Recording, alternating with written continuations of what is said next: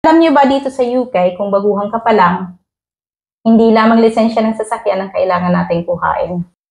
Kailangan din nating bayaran ang panonood natin ng live na balita sa ating TV.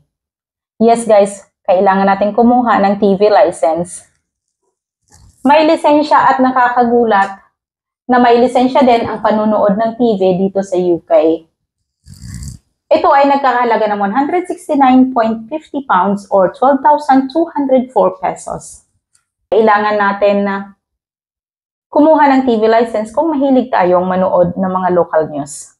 Dahil kung hindi, ikaw ay mahaharap sa kaukulang penalty sa UK government.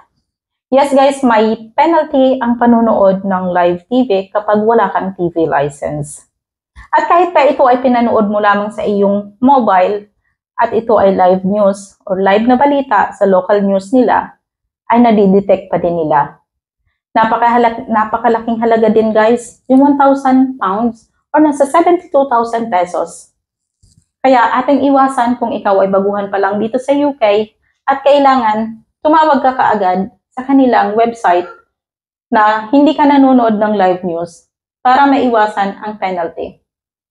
Ayan lamang guys, kung baguhan ka dito sa UK or papunta ka pa lang dito sa UK, ito ay isang paalala lamang. Thank you so much for watching. Bye!